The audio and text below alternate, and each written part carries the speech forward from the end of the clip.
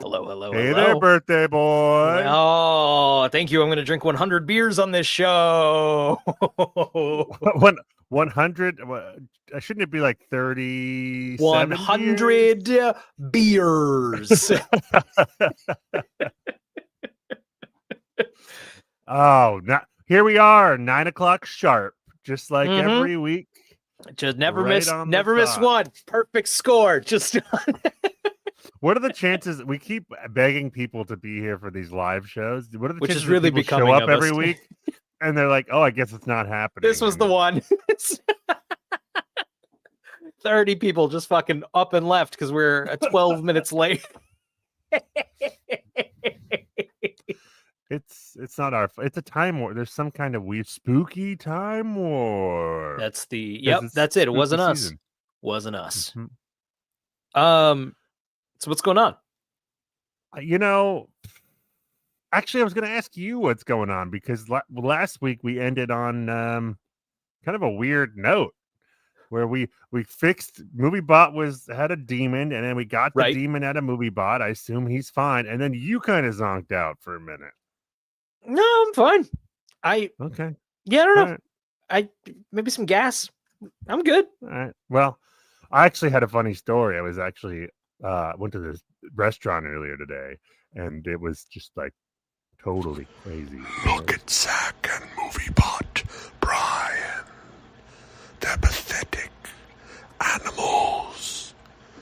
They'd be better off if you killed them. Don't you think? Yes, you do. Anyway, that was the biggest toothpick I've ever seen. Yeah. Are you all right? Yeah, no, I'm fine. MovieBot, why don't we play the trailer? Because we watched Amityville 2, The Possession this week. The night of February 5th, 1976, George and Kathleen Lutz and their 3 children fled their home in Amityville, New York, and never returned. For them, the horror was over. Their living nightmare shocked audiences around the world in the Amityville Horror. But before them, another family lived in this house and were caught by the original evil. The Lutzes escaped with their lives, but the previous owners weren't so lucky. Look at it! Oh, it's ours! Heavenly Father, bless our new home and watch over us as we become a part of this. For the Montelli family, it was their dream house until it turned into a nightmare. Who there? I'm scared. What was in this house? No. What evil could drive their son to madness and destroy everything and everyone he loved? Mommy!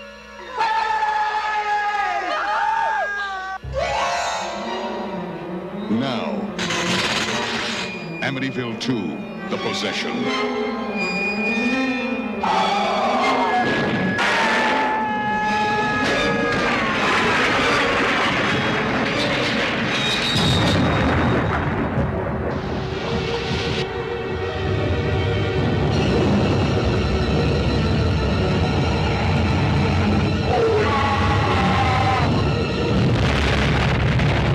Amityville 2, The Possession. We watch movies and we talk movies and we load movies into a really big gun and shoot it onto the internet. Big Movie Canon. Big Movie Canon. We are here this week live at midnight ET/9 PT. Join us live. It's right here. It's right here. It's live. 9/12 whatever. Slash whenever the fuck we get it up. No one's watching. Who gives a shit? We are continuing our spooky October marathon of batshit maligned horror sequels. These are part one, of course. I don't even know what would be on part 2. I'm making that expectation. I'm throwing it out there for us. This is a rich fulfill. text. We are taking movies that have, if not good classic films, at least popular movies that then had sequels that critics and audiences fucking hated and are so swings. Yes. Yeah. The key thing is that both critics and audiences rejected these movies. No one when they fucking came out. liked them. Yeah. And most of them, with maybe one exception, have had reappraisals since then, which is including the one we're going to talk about tonight. Yes. So Amityville 2, The Possession, is, of course, the sequel to the Amityville Horror. This movie is from 1982. The Amityville Horror is, I had it here and then I lost it, 1979. So about 5 years later, we turn a sequel into theaters. And god damn, everyone hated this fucking movie. I was going to say I get why, but I don't really get why. I understand the subject matter maybe would put people off, but to me, this is several rungs above the original in quality. This movie fucking rips, dude. This movie is... we should talk about the original Amityville Horror. Right. So the Amityville Horror was a bit of a cultural phenomenon in the late 70s. It was mostly notable because it's based on a true story. So here's what really happened. Here's straight up, these are in fact verifiable facts.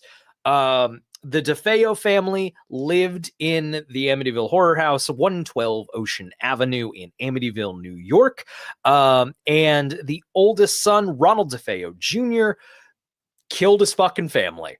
Middle of the night, about 3:15 a.m., with a shotgun. Boom. Boom. Worked his way through the house, killed his entire family. Told authorities he heard voices that told him to do it. That was later, though. Yes. First, he was like, I don't know who did this crime. Right. right. Who did this? It wasn't me. 1 year later, the Lutz family moved in. George Lutz, his wife, and her children from another relationship all moved into this house. 28 days later, they moved out. Those are the verifiable true facts. Now, the story that would come from this, of course, is that the house was haunted. Too many spooky things. They simply had to bail. And that was turned into a novel in the mid-70s, The Amityville Horror, which was then turned into a movie. And quickly, this movie came out in 1979, and the original story of the haunted house is 76. So this is a cash. The original Amityville is a cash in, right? Everyone's talking about this. Make the fucking movie while everyone's still fucking talking about it. Right. And part of what's capturing, I think, the culture's imagination with it is a certain level. The 70s, you heard of it. Were not a great time for morale in America. I cannot relate to that. Yeah. It seems like a really alien idea to me. Doesn't seem familiar or relatable at all. And one thing that was notable in The Exorcist was also sort of got the ball rolling on this. But what was novel about the Amityville Horror was haunted houses weren't new. But haunted houses were deep, old Victorian mansions or castles on hills somewhere in old Europe, you know? This was a haunted house just in the suburbs of New York. Yeah. And that was novel and scary at the time. Now, that's what else would a haunted house be, I feel like. Right, yeah. It's a million movies. And that's so you watched the Amityville Horror for the first time. What were your thoughts on the original movie? Well, look, my vibe was that this was a movie that was rushed out to take advantage of this moment, and then it was a hit because everyone went to, we got to see this, and it had some spooky moments. It felt to me like a TV movie in a lot of ways. I never have thought of it that way. Watching it again, I'm like, oh yeah, you're right. Especially compared to this one. Yes, the style, there's not really any flair, and the story doesn't have much momentum. It's really just this happened, and then this happened, and then this happened, and then this weird thing happened, and then it ends. The book is even more brutal, like, because you don't even have James Brolin. Like, we did it. Yeah, at least James Brolin and Margot Kidder both look fantastic in that movie. Oh, Margot Kidder's a fucking fox, dude. Both of them. Both of them. That is a foxy fucking couple. Compliments, good-looking people. Compliments and casting to both of the Lutz fans. To the Lutz family. For sure. The Jay Anson novel. My wife and I, as my family's in Connecticut, we're in. It doesn't matter. We had a long car ride. It was around Halloween. So we did the audiobook. It was like 6 hours. We were like, let's bang this out on the drive. Seasonal, It's so fucking boring. Then you fell asleep and drove your car off the road. Yeah, right. And it's got Ed and Lorraine Warren kind of all over it, not as characters in the but as part of the they were heavily involved in the media for this. Sure, and I'm gonna take a swing that you have not read a lot of Ed and Lorraine Warren books. No, look, we've talked about this before, and I think you told me to fuck off, which is totally fair. But I have trouble with movies like Amityville Horror, and more specifically the Conjuring movies, because they give a lot of credit to these con artists, these like very clear con artists. They turn their story into like this great story of faith or whatever. Like, there is something ghoulish in that really bothers me, but I understand they're entertaining movies, and I think you were like, fuck off. Right, it's where I'm a little like, it's where I get everyone fucking, it's a little, to me, and I also grew up in the Northeast. I grew up in Connecticut where they were, so they're kind of my hometown fucking roadshow, like roadside attraction, I'm going to compare this to wrestling a little bit because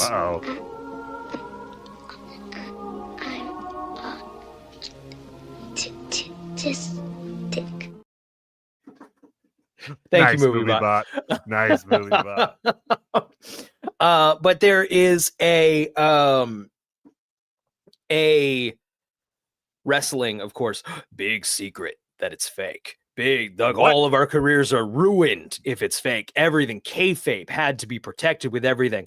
And there's a lot of like in the vast library of wrestling books that I have now acquired, talking a lot about no one ever thought this was real. The only thing is the wrestlers thinking people thought this was real, because you have to be stupid. Like, watch an old wrestling match, you have to be an idiot. Or a child who are idiots. I don't think many people were that fooled by, he's going to jump on that guy and he's going to wait for it and catch him. And I think for a large amount of wrestling history, it's just been, I don't know, it's a good show. So how I feel about the Warrens is I used to do a paranormal podcast, so I've read all of the Warrens books, and they're so dumb and they're so poorly written and lacking like any sort of like, a rock star told me about his haunted butt, like no names, nothing verifiable in any way. It's kind of in like, they're con artists, I guess, but like, they sold spooky books to people who wanted spooky books. I don't really see the harm, Nobody. That's fair. The Amityville Horror House, for example, they didn't come in like, we're going to fix your horror problem. It's like, we're going to write a spooky book out of this. I don't really see the harm. For me, it bothers me because you know the movie really feeds the people who believe in this stuff. Yeah. You know, that bothers me. I guess it shouldn't, because I think most people who enjoy it are like, yeah, that's nonsense, but it's Right. a fun movie. It's fair. Yeah. That's fair. But speaking of ghoulish, though, this movie we're about to talk about, which you and I both enjoy quite a bit, is one of the most ghoulish Oh my movies God. ever made. Oh my God. A lot of this is bad taste. Oh, so one of my favorite franchises is the Scream franchise. Might be my favorite franchise. We've talked about this. Love this fucking Scream movies. And in the Scream movies, starting with Scream 2, there is what they call the Stab franchise. So Yes. in the Scream world, they start making movies based off what happened in Scream 1, and then they keep going from there on out. And I always like it's a commentary on media and stuff, but it's also, I thought it was a little far-fetched when I was, it's like they don't make movies about crimes that just happen and turn them into pulpy slasher movies, right? They either make like a serious true crime movie, or they make Texas Chainsaw, which is like inspired by Ed Gein or whatever, and it's totally different, But not at all related to it. Yeah. No. It was just like, Yeah. what if there was a creepy guy who wore faces? Right. Yeah. But turns out I was fucking way off, because This is they Stab. made this movie. This is Stab. This movie is made 7 years after this man butchered his family. Yeah. And they turned it into a pulpy horror movie. Right. And it's notable. This is described as a loose prequel to the Amityville Horror, because it doesn't line up, right? It doesn't, you can't watch this first and then have it line up perfectly. The Star Wars prequels have less holes than this does. This is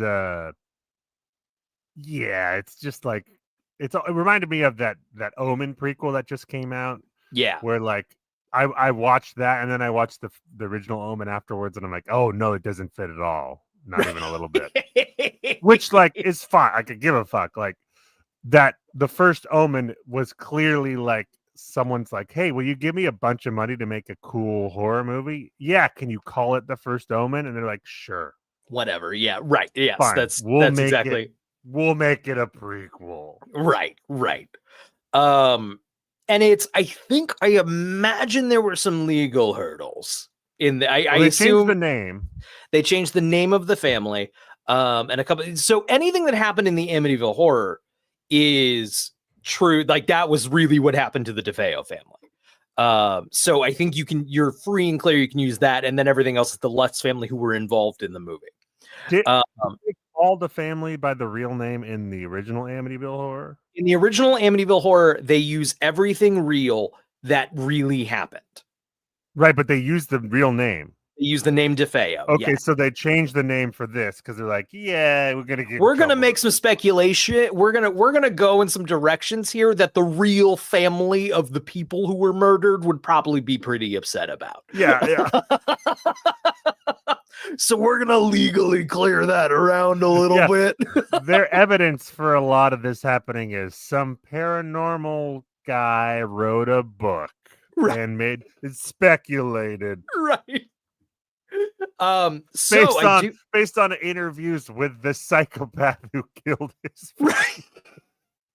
So there are some creepy fucking things though about the murder that I would like to talk about. This is where the fact that I did a paranormal podcast is coming into play right now. I've been to the Amityville Horror House and had a weird thing happen.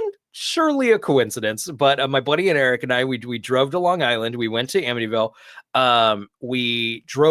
We circled around the Amityville house and then proceeded to get followed because I don't think they like that.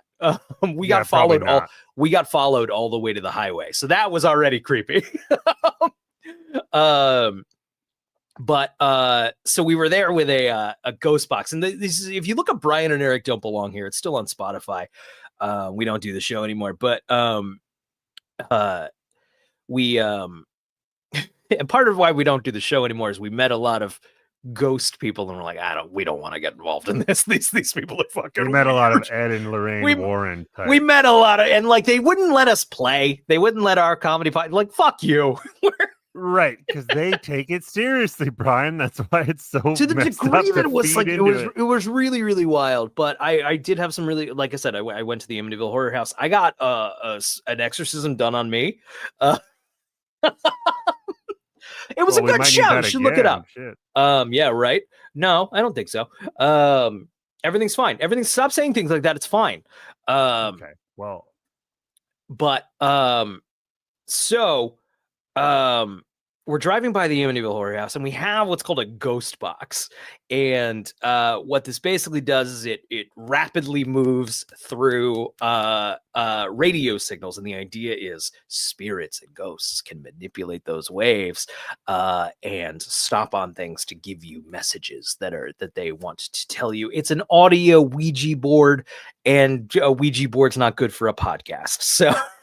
right, yeah. the ghost box is a little more dramatic audio. And now, don't get me wrong, I am not personally a believer in the supernatural, but there are occasionally spooky things that happen that create drama, and that's fun. Yeah. So we're stopped in front of the Amityville Horror House. You're actually to the side of it. You can't you have to go into the property to get to the front of the house. Not a big expansive property like it is in the movies. It's a pretty tight neighborhood of houses. So we're stopped in front of it, and we ask the ghost box, is there anything you would like to tell us? And we get a firm burst of move. And when you're and now don't get me wrong, of course it was just a coincidence. Of course, it's on, you can hear it. If you go back to our Amityville episode, you can fucking hear it. It's on the goddamn show. Spooked two scaredy boys. It spooked us out a little bit, and we went home.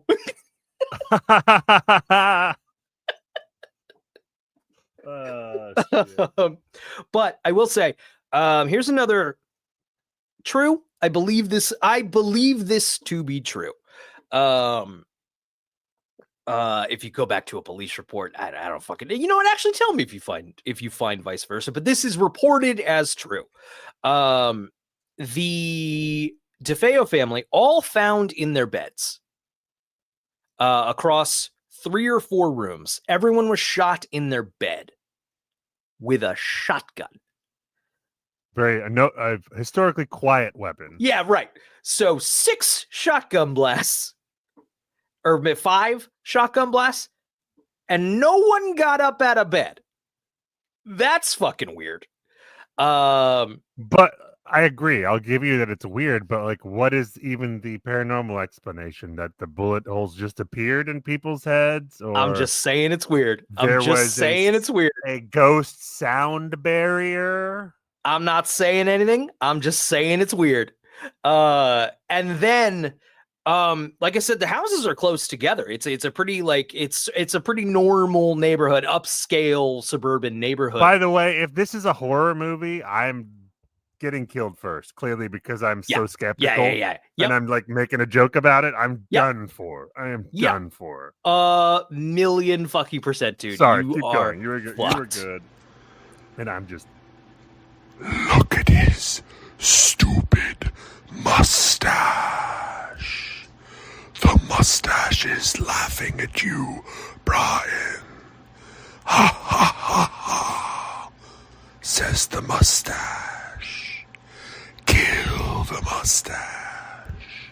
Yeah, it just really bothers me that ghosts look like Klansmen. You know what I'm saying? It is sort of racist, isn't it? Yeah.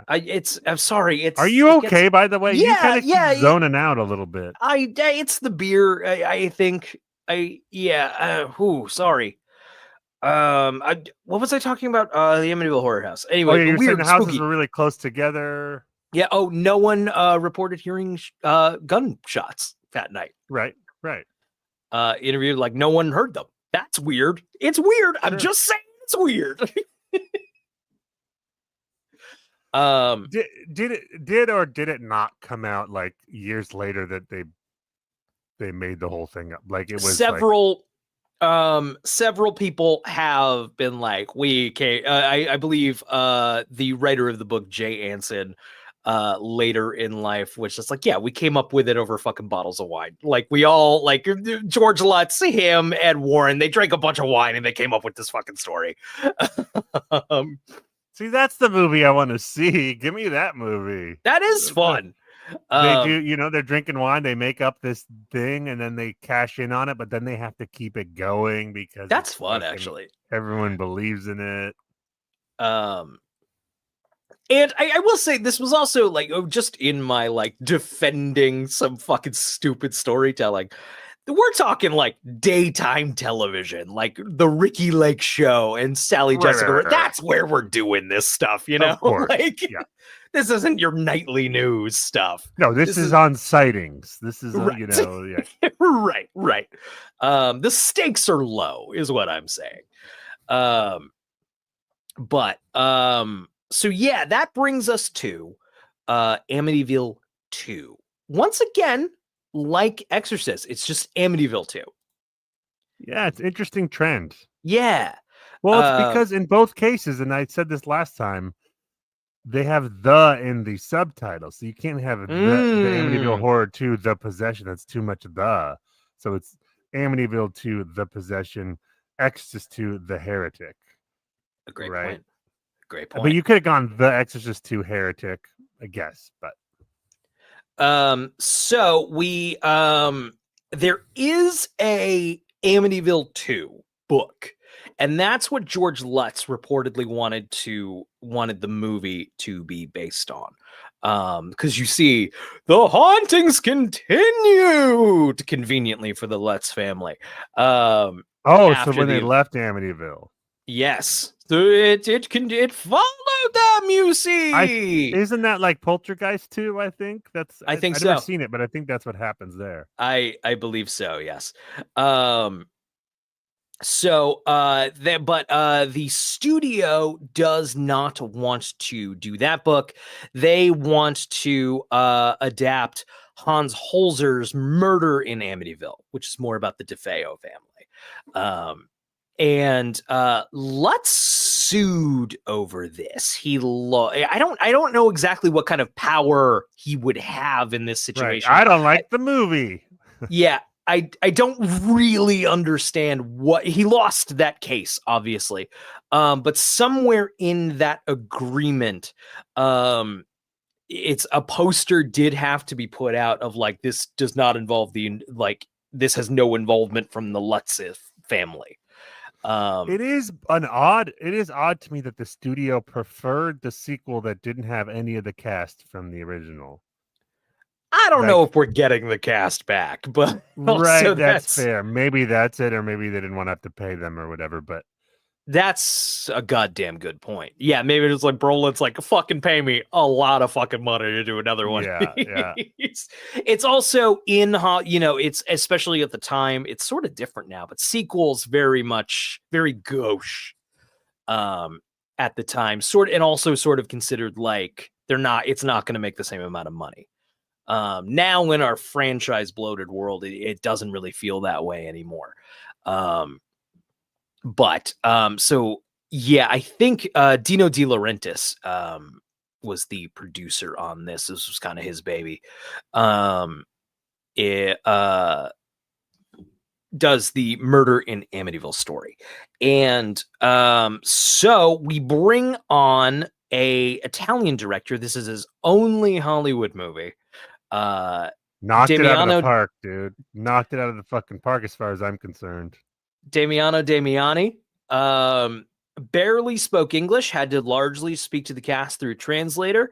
By all accounts, as opposed to The Exorcist 2, which was a fucking shit show on set, this was apparently lovely. Everyone had a great time. It's great. I mean, this movie has so much directorial voice and style, and which is like a complete 180 from the first one. Directed by the first one's directed by the guy who did Cool Hand Luke.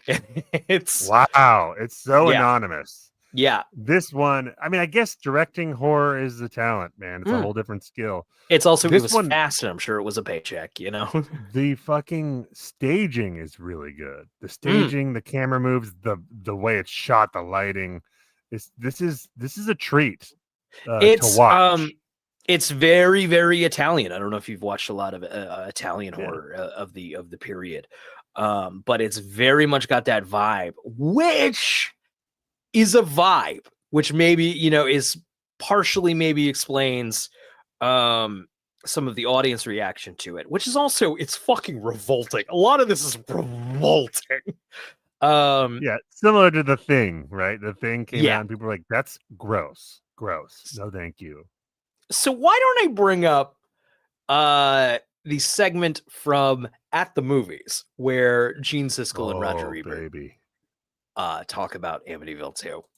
Now, it's tough to pick the worst sequel of the year. There were so many. But Amityville 2, The Possession, may be it, giving us just what we didn't want, further adventures of that haunted house. Actually, Amityville 2 is a prequel, a movie that takes place in time before the beginning of the original movie, focusing on how the house came to be haunted in the first place. We get to see a young man turn a shotgun on his parents and a little brother. We'll spare you that scene. But how about this piece of nauseating material? The scene early in the picture when the local priest comes around to bless the house. My bedroom, Father.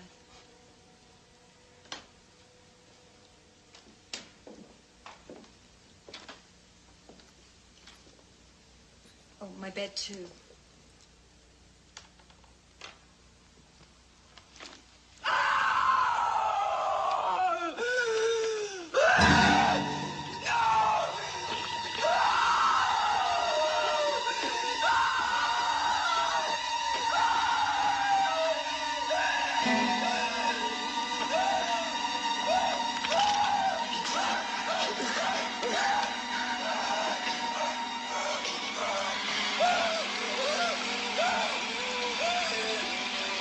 Now, I picked that throwing up scene not to gross anybody out, but to make a point of how offensive this movie really is. Someone connected with this film decided that that scene needed the throwing up, that it wasn't horrible enough without the barfing, and that person or persons was dead wrong. The mood was already set. You didn't need the extra shot. The music told you what was going on, but my suspicion is that that scene was included because they knew they didn't have a good script here in this picture, and they needed to spice it up with some shocking scenes. And it's for that extra bit of sickening material, and there's lots of it in this picture. That's the reason that Amityville 2, The Possession, makes my list as one of the worst films of the year. And you know, one of the films I'm looking forward to seeing least in 1983 is a movie that's going to be called Amityville 3D, in which they're probably going to throw up on the audience. It'll probably be called Amityville 3, The Sublease or something. When I was a kid down in downstate Illinois, we used to go to the carnival in the summertime, and they had a tent called the Geek Show. Exactly. Where they had a guy who came around and he would bite the heads off of live chickens, and you paid Yeah. 50 cents to see that, right? And you only wanted to see it once. Well, I think I learned my lesson in the Geek Show, and I don't have to see movies like Amityville 2. They are made by people with absolutely no shame. They are only interested in getting some kind of rise out of the audience and, just throwing something special at them, so we get the shotgun stuff on the little kids. At that point, I really wanted to leave. I wanted to ask the people who were in the theater, why didn't more of them get up and split? I can't Good understand question. it. Fuck off, to So- quote my friend Brian. Oh, So it's interesting. I do what Gene Siskel is saying there. I don't disagree. The point is to get a rise out of you.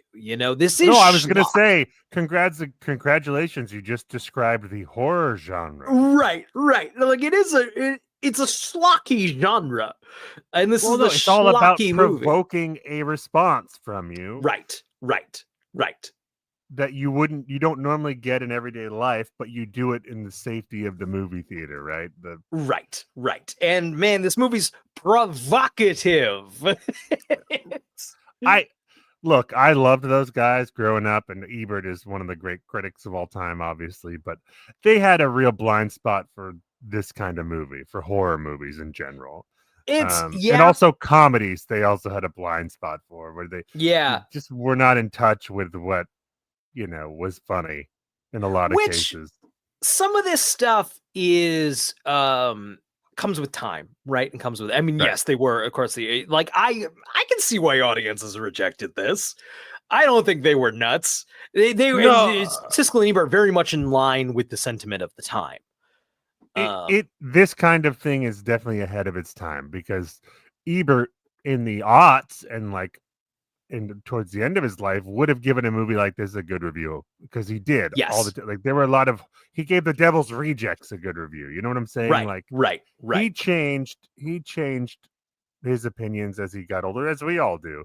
And you know, it's as this kind of movie was less shocking as time goes on, because there's just so much more of it. Right. I watched this on Tubi. I assume you did the same. No, sir. I got it on Blu-ray from the library, baby. I bet that was gorgeous. Fucking good. Yeah, Shout Factory Blu-ray. Yeah, they did a lot of work on it. Fuck, I kind of wish I might track down that for myself. I liked this. I liked this movie that much. A lot of special features on it too. Yeah, hell yeah. But so I watched it on Tubi, which meant I got ad breaks, and I was getting ads for Jimmy Fallon's On Brand, which is a new show, sort of in the style of a Great British Bake Off, where marketing people come in and do and compete with fun advertisements for your favorite products. Talk about horrific. So just vulgar. So like disgusting. Like just we're cooked. We're fucking cooked, dude. Like we're get me back to the incest movie, please. Yeah, it's once again to not to bring it back to fucking professional wrestling.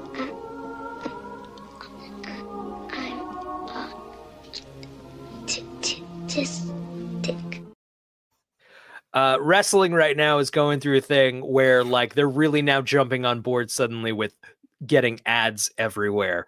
So just there's ads on the ring now. There's just ads all over the place. And the joke in the wrestling community was if they could just put a commercial instead of wrestling matches, they would.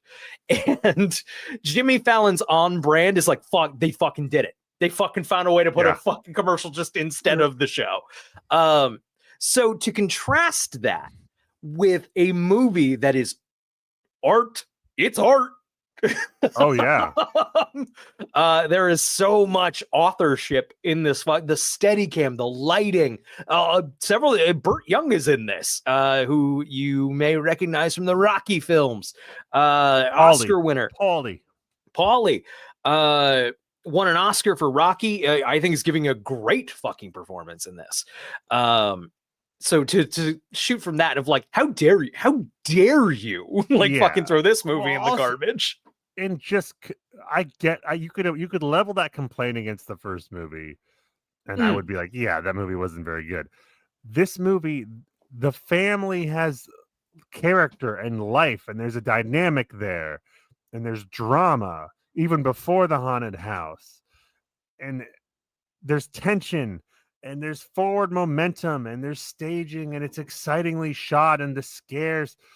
Like this is an effectively creepy movie. It's not just batshit crazy. Like there are moments where I got creeped out, which is not easy to do for me at this point in my life. You're an adult man who, I've seen an adult man who's seen countless horror movies, right? And I was made uncomfortable, and not just in a gross way, but in a like, why are you going in that room? Even some like just some of the special effects shots. There's a scene where a tablecloth flies off of the table, and then it drifts into the hallway, and it very like suddenly covers a cross on the wall. And like, it's good. It's a good effect. It's a little unsettling. Don't you kind of wish that was a CGI cloth, though? I think that do. I do actually. I wish. Yeah. It's there's a very handmade quality to all of the special effects in the movie that it just really, and it also just makes it creepier. I mean, something slightly uncanny and unsettling about it. Where I was like, oh fuck, is this a really good movie? Was when they're first moving in and the mom is in the basement. Yeah. Yeah. and there's a presence coming out of that hidden room area. It's Yeah. just fucking unsettling, man. It's so good. It's so good. Watch that in the fucking dark and tell me you're not going to go try to Oh, turn a light yeah. on. Like, And then I was like, okay, does this have the juice? And then the point where I was like, oh yeah, this movie fucking has the juice is when the family gets into that big fight and the son grabs the shotgun and points it at the dad's. Just the way that's staged is so propulsive and so exciting. And then like the mom just walks through and grabs the shotgun. It's very like Spielbergian the way that that scene is staged. Yeah. Yes, this movie's not half-assed in the fucking least. No, not it is a not cheap a cut and cash cash grab. in. No, No, not no. at all. Unlike Which the is rest what of is the it- Amityville horror franchise. I think it's what it's accused of being in by a lot of the critics and stuff, but that is not what this movie is at all. No, it's far too good for that. I was going to say, Brian, I think I texted you about this. This is up there in terms, like, there's a lot of great sequels to great movies. Empire Strikes Back, Godfather 2, Terminator 2. But this might be the greatest leap in quality from a first and second to a second movie. It's up there. Yeah. Can't like it's especially like the Amityville horror doesn't have much value. Like it's I like it. I have affection for it, but it's nothing. Like what else? What other sequels are in the discussion? We're talking The Road Warrior in terms of leap in quality. Spider-Man 2, I think. That's not to say Spider-Man is bad, but the leap in quality is great right. It's like, but those movies have a lot of value. Like Mad Max has a lot of absolutely. Anything you could say Mad Max could have done better. Fucking, they'd be like, give us whoa, you think we wouldn't have done that if we had money? Like, I've heard Ouija 2 is. Yes, that is actually comparable. The first one we turned off halfway through. The second one is a solid studio spook 'em up. Okay, cool. So that would be, I guess, in the discussion. But I was just blown away by how much better this was than the first one. I'm like, oh, this is a movie. We're watching a movie. 100%. So I also did. Sorry, before we jump around, I also did want to circle back to a conversation. Sorry, I interrupted you. We have a lag here, I think, but conversation we had last week where I foolishly said there's two types of sequels. I was thinking about it. There's more than that, but so I wanted to add to it this week because we discussed there's like type A sequel, which is your Empire Strikes Back, which is same characters, same conflict as the first movie. We're continuing and expanding the conflict. There's your type B sequel, which is same characters, different conflict. We're going on a different adventure. Same people, different adventure. Right. This is what we'll call type C, which is different characters, same conflict. Interesting. Yeah. New cast dealing with the same conflict. Not a statement, a question. Is that more common in horror? Probably, yeah. I think so. And then there's like type D, which is new cast, new conflict, same world. Also interesting. And then the very rare type E, which is Halloween 3. Different cast, different conflict, anthology, different fucking world. Nothing is the same. Type F. This is the completely different movie, and we just slapped the name on it for marketing purposes. That's more like Type X or Type like. Which Halloween 3 is close to, but that is a planned sequel to Halloween 2. We don't want to do Mike Myers again, but like we'll put another movie to fucking Halloween on it if you want. Type X is like what American Psycho 2 was, basically, which is like, I think it was like a separate movie about a killer girl, and they just were like, let's call it American Psycho. If we put American Psycho on the DVD, someone will buy it. Yeah, exactly.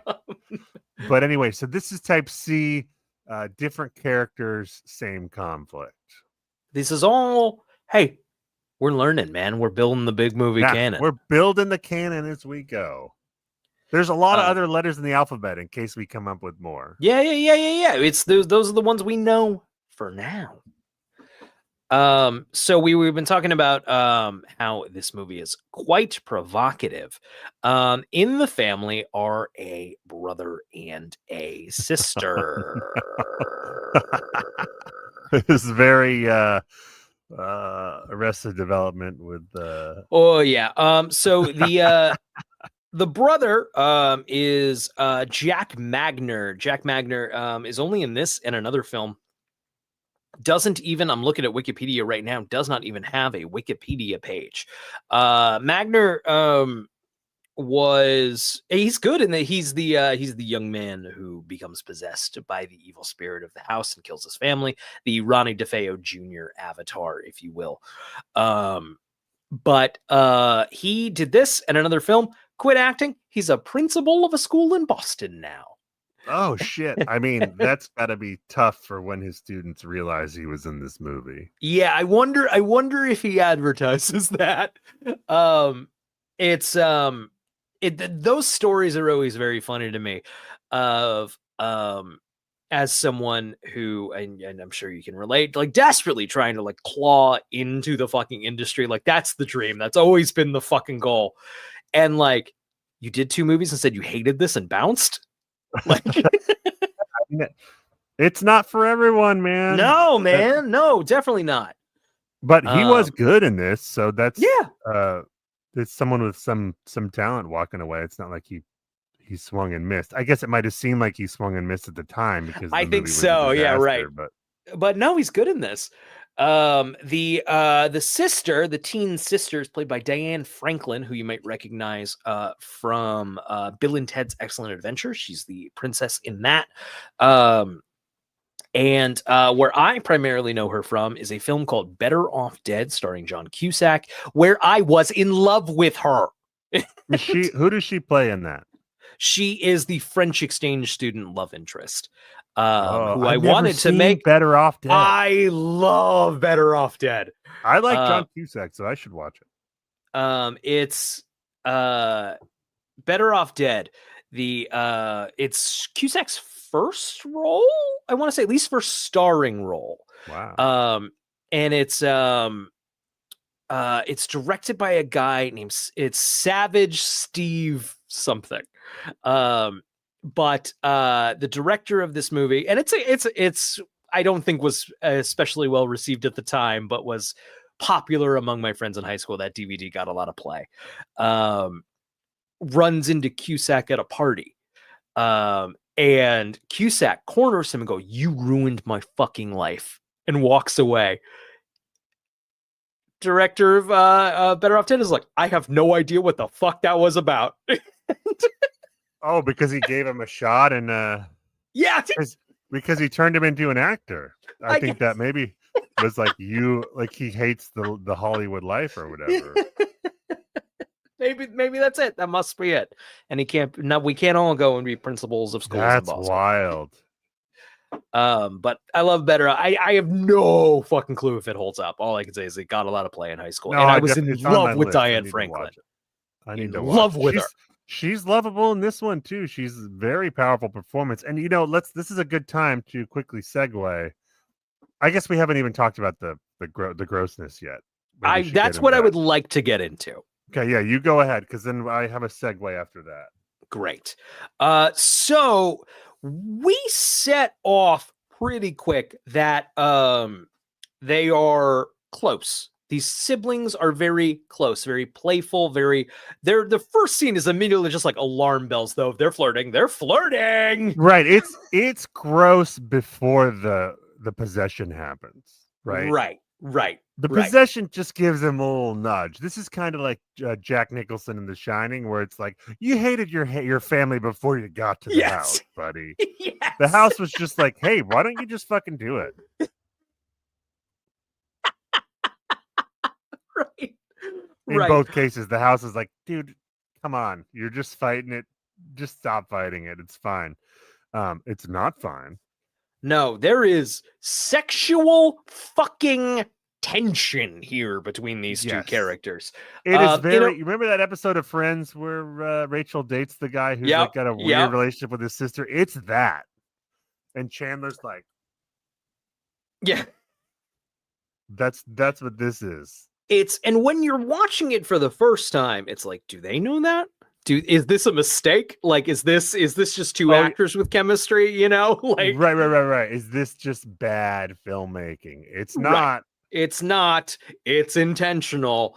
Because once Jack Magner's character is possessed by a demon, he goes for it.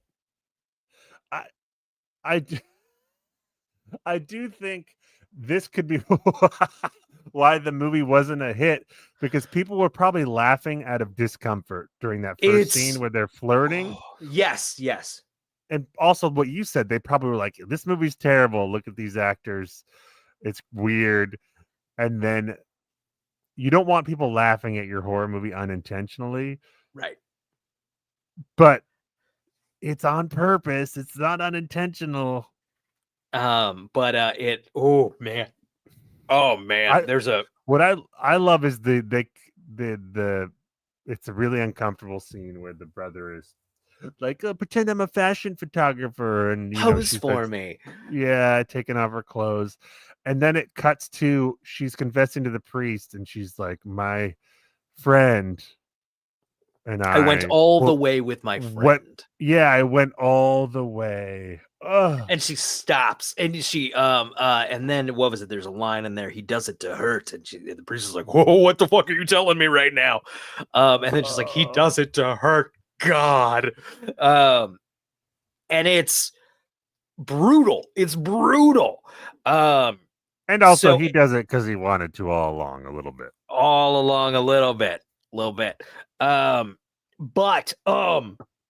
So this is I think interesting. There are two graphic sex scenes that are cut out of the movie. One between Burt Young and Rutanya Alda, the mother. And that is a rape scene, no? There is a graphic marital rape scene. Yeah. And then there is a graphic sex scene between Diane Franklin and Jack Magner.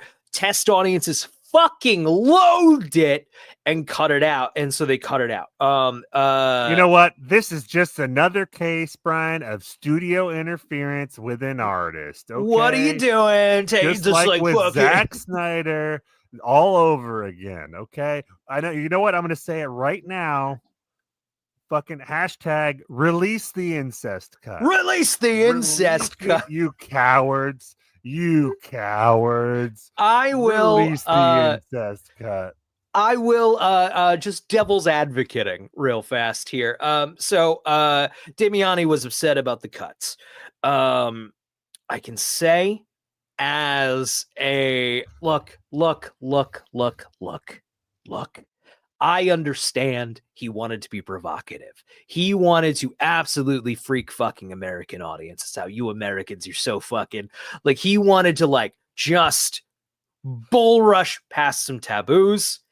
I don't know how you do shit in Italy. I was pretty wigged out already with what we got. Honestly, you did not need it. Didn't need any fucking more than what we got. I was sufficiently provoked. In either case, because we see enough, and we hear her getting assaulted, the mom, later, right? And she talks about. I mean, like it's obvious what's going on. Showing it doesn't do anything more. And just imagine the Siskel and Ebert review if those scenes. That's effectively what Gene Siskel was saying, right? So they did, right? But he was talking about, oh no, we saw. Oh no, Bart, we got a little throw up. Have a kid, Gene. Have a kid. You get over it quick. I have had all manner of bodily fluids on my person. Yeah. You get over it. But I'm all for pushing the envelope. The envelope is pretty fucking pushed. as far as I'm concerned. Yeah, we're good. It's We're good.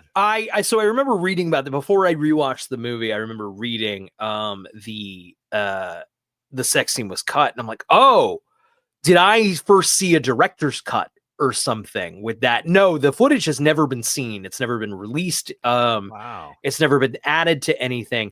I was just so horrified by it the first time. There literally may as well have been the sex scene in there, you know, like because You it's see a brother it's and sufficiently sister. horrible. Yeah, we're good. I will do the segue now. When we were talking about how good Diane, what's her name? Diane Franklin Yes. is in the movie, so much so that when they make the decision to kill the family with 40 minutes left, that's when the movie loses the momentum. I would. Yes, this is the exact right segue. Ooh, we're mostly talking about the first hour and change of the movie. Yeah, it's about an hour of the family and then 40 minutes of the priest takes over as the protagonist, and it becomes what you called a bad exorcist knockoff. It's a bad basically. exorcist. And the problem for me was, so I was watching this a little stoned, I confess. Don't tell the cops, Gene. But it's the problem is it also hits a sort of narrative crescendo, right? The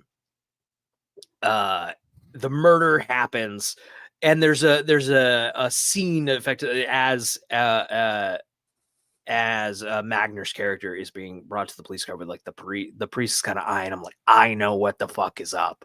That just feels like an ending, you know, it feels over.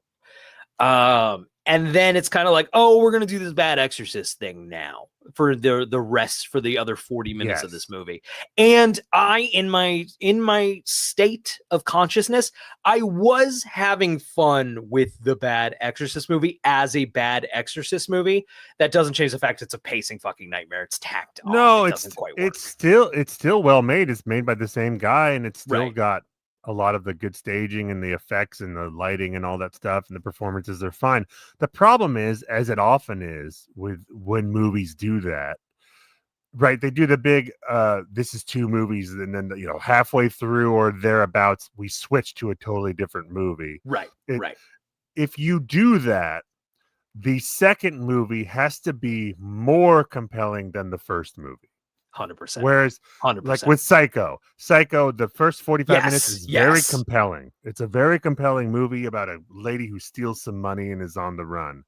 But the second half is more compelling. It's Psycho is basically Hitchcock going, bitch, that wasn't even the movie. No, yeah, exactly. Right. You didn't even know. You idiot. The movie hasn't even started yet. that's the problem with this movie and with like From Dusk Till Dawn, or for me with Sinners as well, which is that in both cases, didn't see Sinners. The first 2/3 or first half or whatever of those movies, I'm in, and I'm like, this is compelling. Yeah. And then it becomes a vampire movie that's not as good, in my opinion. I know a lot of people love Sinners, and again, the first half, I was like, is this a masterpiece? Because it's so good. Yeah. Wow. And then it's like, I just keep going with that movie. I want to see more of that movie. Kind of the genre stuff that it turned into. I love genre stuff, but if you were going to do that move, it's got to be tip top genre stuff. Yeah. And here it's not. It's not here. No, it's not. It's not better than the first half. It's not. If the whole movie was this Exorcist knockoff, I probably would have been more kind to it. Right. It's one thing that did get me as far as it's bad is did you catch the literal Exorcist shot? When he's walking up to the house? There's the house, the snow. It's snow. The snow's coming down. He's literally like the same angle from the Yeah. It's very Exorcist in that last 40 minutes. Yes. But like dumb Exorcist. Slightly dumb Exorcist. Yeah. I so much preferred the like perfectly well-made haunted house movie. I guess they don't want to end on a guy killing his family, but you have a down ending anyway with this. Right. The priest Right. does the exorcism and saves the boy, but then he's got the thing in him. I actually, it's so all that said, I do think the ending is banger. Oh It's no! not, it's not there's worth it, but it's the effect of like Magner's like skin melting away to the demon beneath. I'm like, oh fuck, that's so fucking sick. Like, It's like crumbling off of yeah, him. It's yeah, like yeah. Weird. It's so nasty. It is. Great effect. Really, really liked it. And then yeah, I like the literal ending of it. It just it's the last 40 minutes is better than any 40 minutes in the first movie, I will say. Or it's better than it's a better Exorcist 2 than Exorcist 2. Yes, yes. 100%. So it's not a full like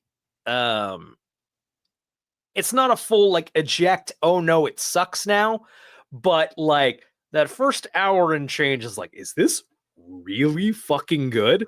And like, no, it's got problems. Yeah, it's got problems. The switch, the 40-minute switch at the end there is what keeps it from us being like, is this one of the great horror movies of the 80s of all time? 100%. 100%. In the discussion. For me, Right. anyway, because I was so unsettled by I so loved much it. of I really, really loved it. The actual possession scene, Magner making his way through the house and the tracking shot behind him, and making his way up to the attic with those famous windows, those iconic windows that the people who own the house replaced, which should be a fucking crime. Those they didn't want it to, because once you have money, once you have the Amityville Horror House money, you stop caring about like, they don't care that this is like a famous movie house. No, they don't want you to know it is. So they replace also the probably fucking don't want their house to look like the Hell House, you know. If I owned that fucking house, I'd give daily fucking tours. I'd give every fucking day. I'd give a fucking tour. Halloween every day. And now, to be fair, I'm sure people were absolutely fucking obnoxious. And once it like, I don't think the neighborhood is a big fan of the whole fucking thing. No, judging by the people who followed you out of there. Yeah. To be fair, it was the middle of the night and we were circling the neighborhood over and over and over again. The middle of the night, I didn't hear that part of it, you creep. Middle of the fucking night, and we were circling around the neighborhood over and over and over and over again. Oh man, you're like, we never stopped in front of the house. Well, so that was the alternative to like stopping in front of the house for a long time, which is also really we shouldn't have done it. That's an invasion. Like, but fuck off. We didn't do anything wrong.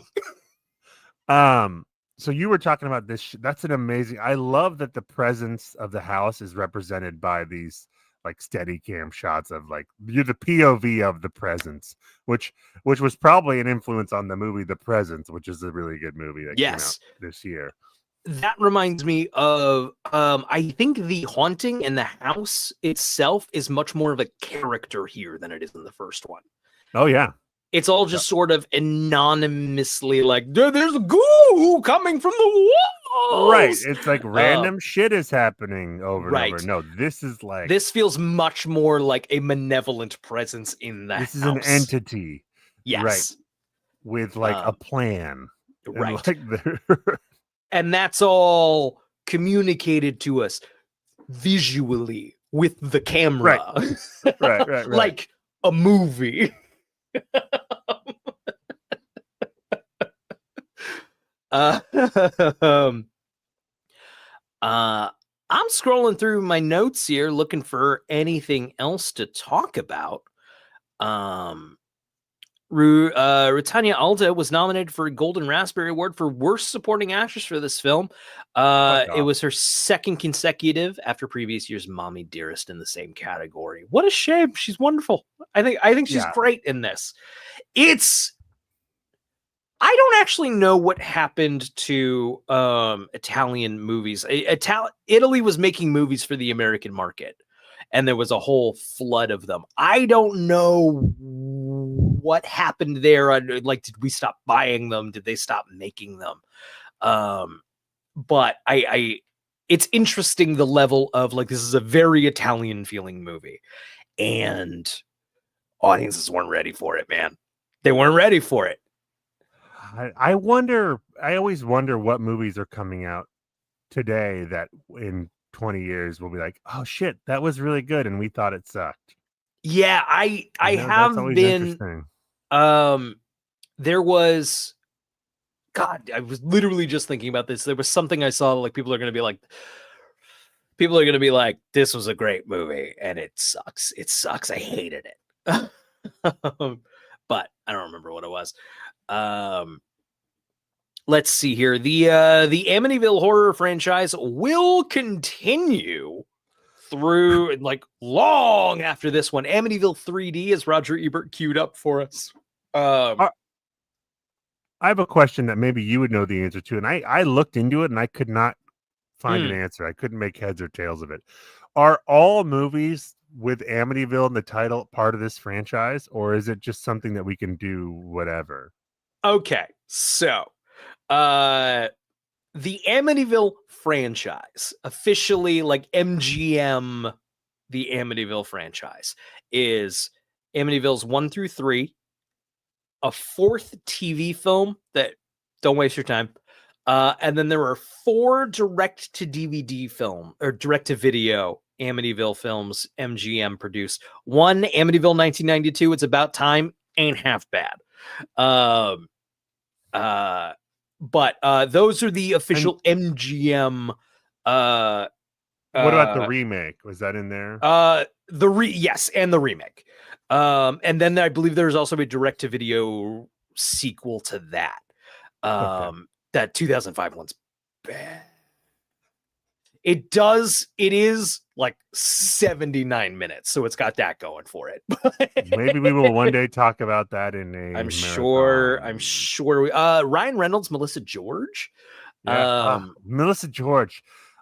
We missed out on Melissa George. I think, we fucked that one up. Do you ever see Triangle? No, I love Triangle. It's really good. It's on my list, but yeah, we really, as a culture, we fucked it up. We didn't give her good enough movies. No, and we missed out. Agreed.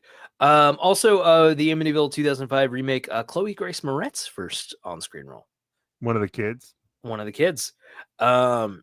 So now you are correct that there are many. There's like 20. 108 total films with Amityville in the title. Now, how many of those are real films that you can watch? Fucking none of them. So the thing about Amityville is it's a known property. Can't copyright the name of a town. Right. Can't copyright a fucking haunted house. So if you've got a shitty fucking... It's a true story. So you can't copyright that. It's a lot of these films, I have curiously peeked into a lot of them just haunted house Amityville. And then like they allude to like a house. Right. But we're talking Amityville in Space is the one that like yes. From the director Amityville Space Station. Are we just like I believe the house goes it's directed by one of the directors of one of my all-time favorites, Feeders.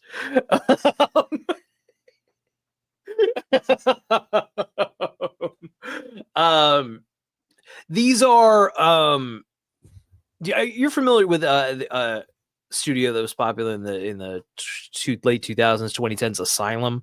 They did a lot of those mockbusters. These are like sub mockbusters. Like what's important is you have a box and then a video plays when you put the disc in and that's about the extent we're worried about here.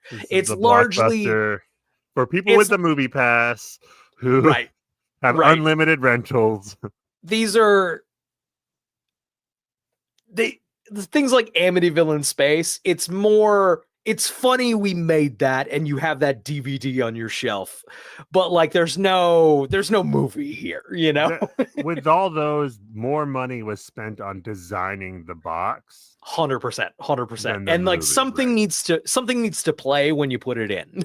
And that's all. So most of the Amityville franchise is a name you can't copyright, baby.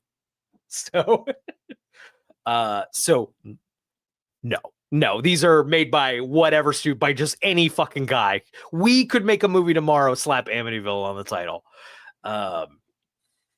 So no. Is that it? Is that us? Yeah. Before we go to our bathroom break, I just want to tell a quick story about something that happened to me today. I was walking down the street. You must do it, Brian.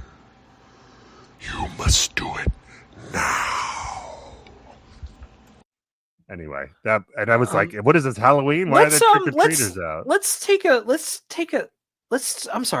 break. All right, yeah, go get some water or something. You look like that'll help.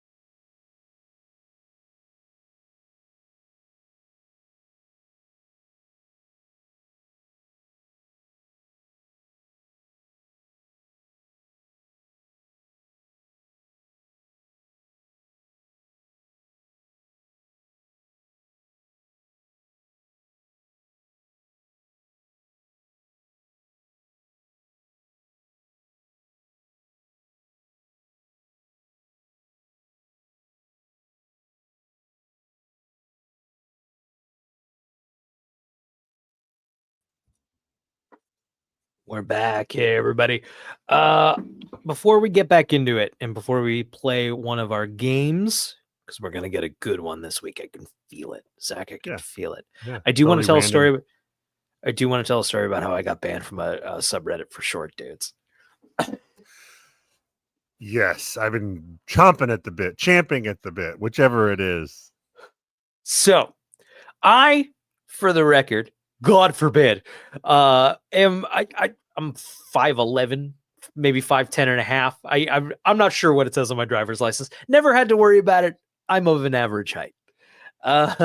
Never in all of my dating concerns and woes, my height has never been something I've been worried about. You yourself are a tall man.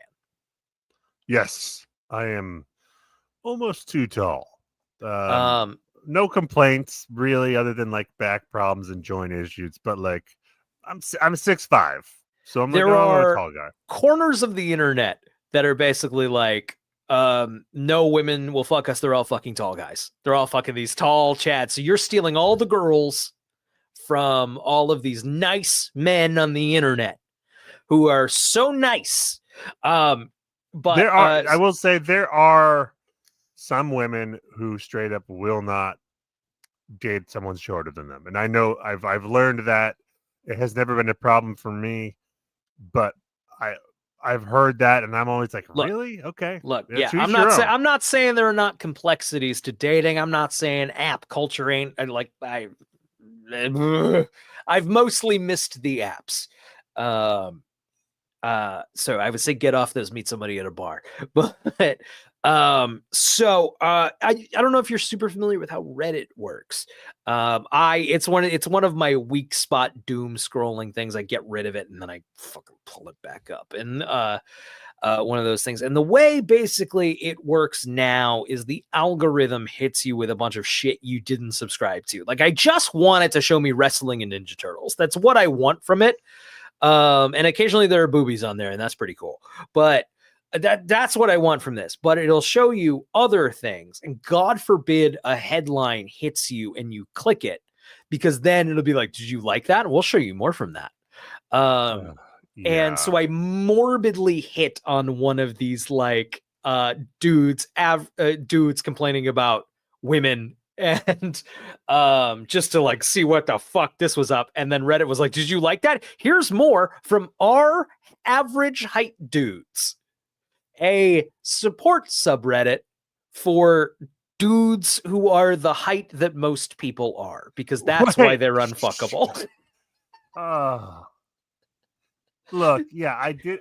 Just a minute ago I said there are some women who won't date people shorter than them. I think that's relatively rare, right? And I think if you didn't suck, and charm will get you in so many places. It's just charisma, be kind of funny. Just be kind of funny. Likability, likability. Being interested and not creepy. I mean, there's like confidence. Confidence is the big one. Confidence. It's if you really don't suck, take it from me, not that fucking hard. It's not that fucking hard. Yeah, if you don't totally suck, you will find someone who wants to fuck you. But you have to not totally suck. You have to not Totally suck and put yourself out. You can not suck and not put yourself. You have to put yourself out there. You have to yada yada. You can also suck and find someone who wants. Ain't that the way?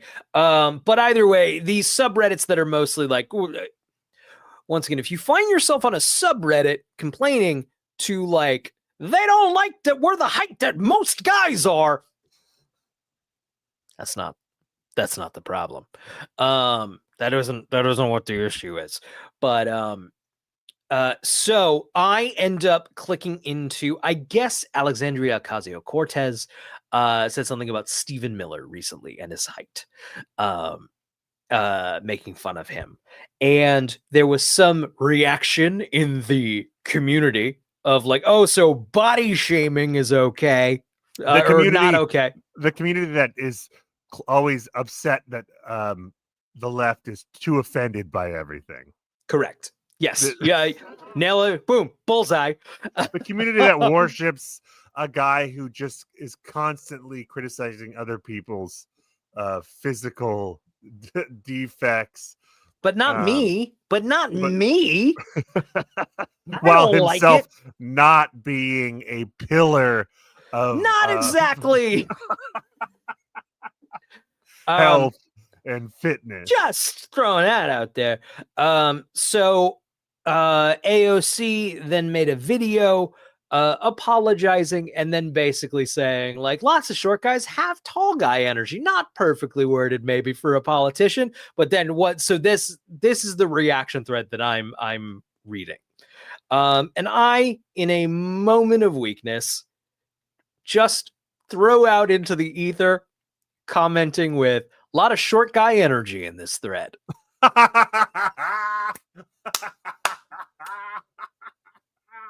Yeah.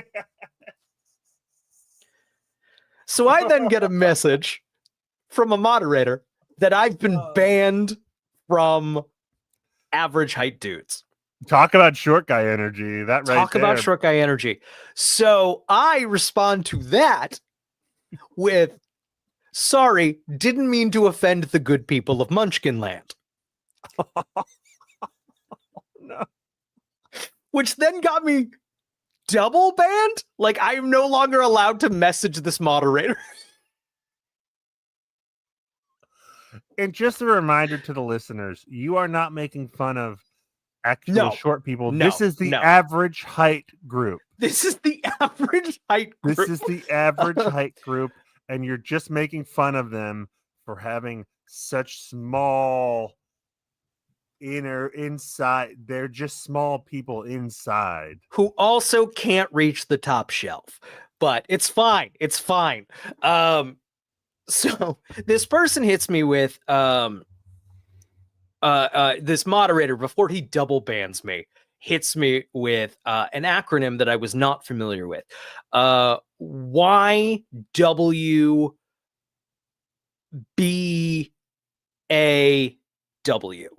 And I'm like, what the fuck is this? Turns out it's a slur for trans women. It means you will never be a woman. Assuming that I am a trans woman who is attacking these good, nice, average-heighted men. Nothing like wearing your insecurities on your sleeve there. What a way to live as a moderator of an average height dude subreddit. Just so offended and intimidated by the most lukewarm of jokes and my absolutely massive hog. And then turn around and use basically a slur and throw it at someone, just assuming someone is one thing. It's just, oh god, that's talk about micro penis. If I were a woman, my hog would be fantastic. So that was, I don't know. Anyway, that's how I spent my birthday. I'm honestly delighted by the interaction. And I'm hoping it means I will stop seeing this for subreddit on my feed. Because I don't need that in my life.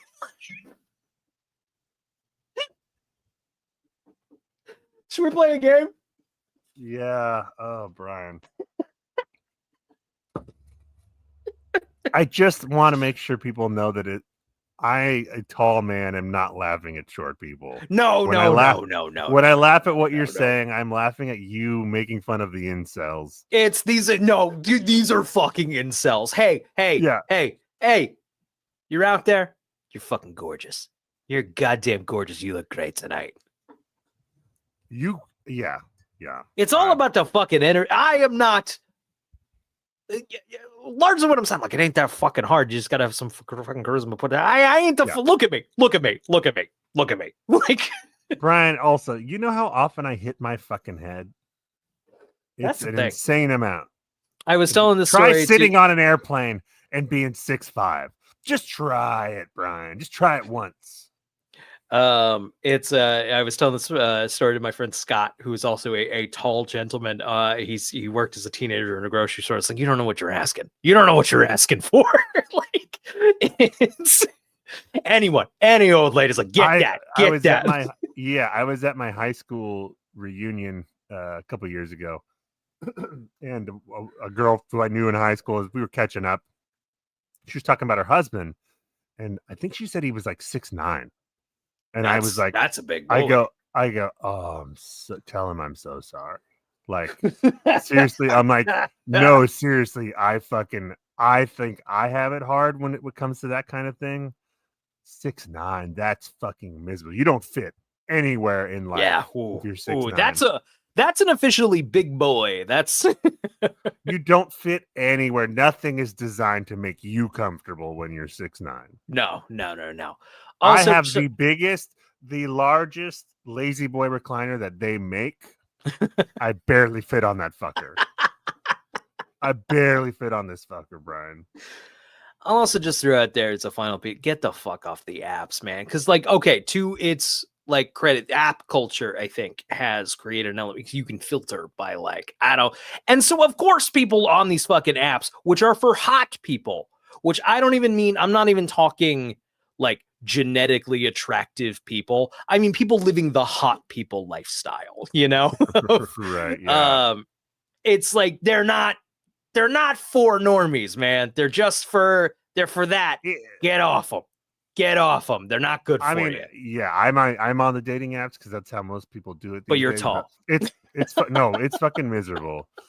And there are so many people in real life who I am super attracted to who I would never have swiped right on in a dating app. No, because you don't have the chance to like. I was always a disaster on the. I only had one gap in between relationships where I'm like, maybe I'll see what the kids are doing on this before I met my wife. And the day I deleted the app, that's the day I deleted the app. I'm like, I don't want to do this anymore. I met my wife. Shit. Okay, I guess I'm gonna delete the app tonight. Right. But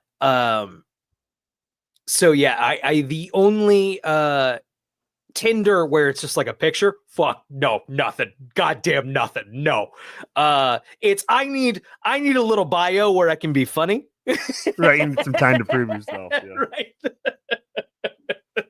Those ones I always did okay on. Picture, no. Just put a little effort into it, and maybe some common sense and some.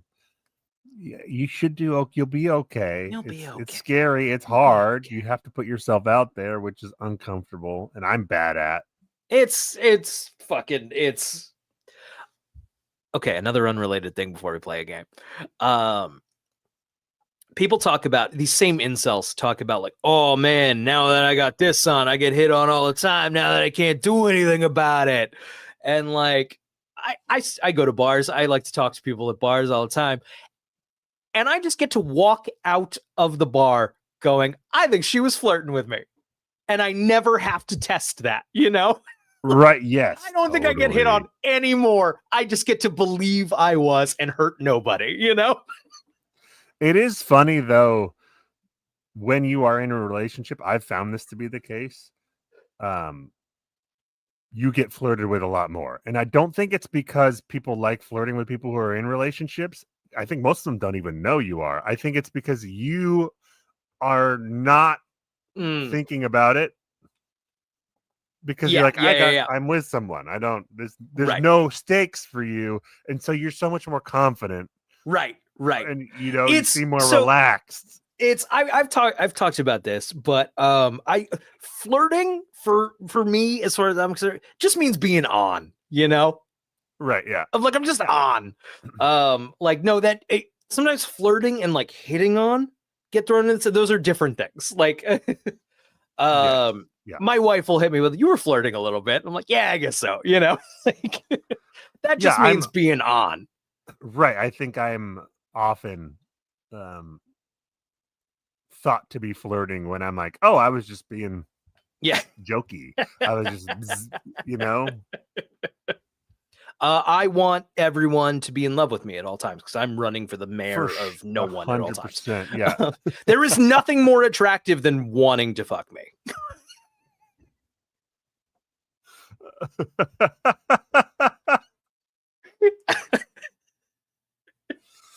Let's put this has been Amityville 2 the Possession / dating advice. Don't with take Zach and any. Brian. Okay, here you go. I'm gonna wrap it in. You're gonna watch this. Don't take anything we said to your sister. Fucking nasty freaks. You fucking nasty assholes out there. God damn, everyone who watches this show, you need to hear it. Don't be flirting with your sister. It is insane to me how much pornography these days is about, like, step It's wild. whatever. That was never a fantasy for me. No. I've also never had a sister, but No, but like stepmom, stepsister, No. step anything. It was never something I was like, I'm not, if I'm clicking on that, it's not because of that fake. no, it's like storyline. that's the thing of like, yeah, there's some of that in my history. I'm not like into that. It's just like, I don't know, the girl was hot. Like, you know, like, no. I'm generally scrubbing past the storyline. I didn't click into that one for the story. Yeah, the setup was not my concern. I was really. I'm not like. Wait. Go back. What was going on with Give the me. brothers? Yeah. Wait. What Sorry, I was missed the- that line of dialogue. Can we get the captions on this thing? Do you think in video stores back when that was the only way to get that, they were like, if I haven't seen Backdoor Sluts 1 or 2, am I going to be totally lost in Backdoor Sluts Just, 3? you know, or like, like, yeah, can you give me a recap? Just sorry, I missed it. I saw it one time. Yeah. Previously on Backdoor Sluts. Okay, I do have a question though while we're on it. Why is it always step? It's always step, blah blah blah. Why not just go the extra mile? Yeah. why is it always I think couched there are with that? probably those two, but I wonder if that's like, Not real performers, to be clear, but like, why even in the fiction are they step? right. Is I it just wonder if broader? that's- Is I it think broader? That's not the fantasy for some people, right? Because they're like, Yeah, oh, that's yeah, gross, yeah. that's incest. Right. Whereas with step, it's not officially You're incest, still it's not just- supposed to, but like you're we're not not doing. supposed to do it, right? But we're yeah. not gonna make like a mutant. Right, yeah.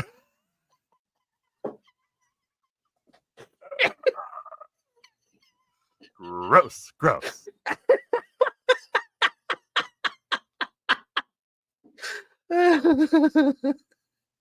Oh fuck! I'm never Let's play getting a a game. job. Let's play a game. Every week we play a different game. In theory, we have a bunch of games written on these pieces of paper. You know, what if Shakespeare wrote it? 6 Degrees of Kevin Bacon, Gladiator Deathmatch, and Right. I mean, this one basically ends in a gladiator deathmatch. Right? and then I draw one from it, and we've had some weird luck. I think we should buy a lottery ticket because the odds of us Right, drawing, and specifically put in the Leonard Maltin game. the odds of drawing the same fucking thing. We keep saying it. We got to come up with a different method because there must be something wrong with what I'm doing here, drawing out of a cup. You're sure? No, you've done it. I've watched you fucking do it. Okay. Look, I think it's gonna happen this time. At this point, like, I think this is the only thing that can possibly fucking happen. Stirring it up, stirring it up, stirring it up. Don't even fucking bother. Don't even fucking Yeah, go movie ahead. bot. Play it. Did this movie rule or stink? What did Leonard Maltin think? Zach, This tell me about is, Leonard Maltin. This is the golf equivalent of a gimme. This is a This is just 3-inch putt. If you miss this, you're off the team, Brian. I don't know, man. It's a pretty good movie.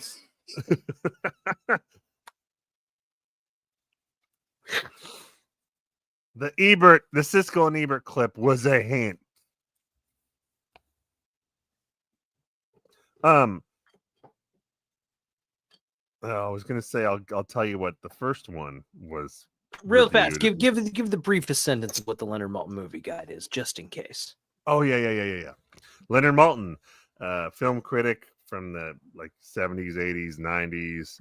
He made a book every year. That would be like pretty much every movie ever made up until that point. It would have little blurbs, little 1-paragraph reviews, because we didn't have Rotten Tomatoes back in the day. And if you wanted to know if a movie was good and you missed the initial reaction, you had to have one of these books and check it out. So the game is Brian tries to guess what Leonard Maltin thought, both the star rating and what he wrote in his little blurb. Brian. Right. So you were going to give me the littlest hint. Oh, I was going to say Amityville Horror 1979, 1.5 stars. Okay. Now, that's interesting. Roger Ebert said this was better than the first film, while still putting it on one of his worst movies of 1984. That's how much he hated the first one. That's wild. But I still think that was a hot take at the time because it was a popular movie, right? Okay, so there's no we couched it a little bit. There's no fucking way in hell Leonard Maltin liked this movie. I don't think he mentions. I think he mentions Burt Young, maybe, because I do think it's a very good performance here. By all accounts, a quiet, lovable, jovial dude. Apparently a joy to work with, which is funny. Really? Yeah, just apparently an absolute fucking sweetheart of a man. Loved his craft. He always plays a motherfucker, and he's just like a dude looks like a motherfucker in this movie. No, apparently an absolute sweetheart, which is so cool. I love that. I love that. Diane Franklin apparently was very excited to like learn from him, and he was very apparently cool with the wisdom. Hell yeah. Love that. He might mention that that Burt Young is here. I don't know if that's going to be positive or negative, but I think maybe the special effects might come up, maybe sort of complimentary. But either way, this is a fucking bomb. You think a bomb? 1 star. Wow. Yeah, there is no 1 star. That is bomb. That's the lowest I don't see how rating. Leonard Maltin gives this anything other than a bomb. You ready for this? I am ready for this. Amityville 2, The Possession, 1982. 104 minutes. Directed by Damiano Damiani. What a name. Starring Burt Young, Rotanya Alda, James Olsen, Jack Magner, Diane Franklin, Andrew Prine, Ted Ross, and Moses Gunn. Officially a prequel to the Amityville Horror, but actually just a ripoff.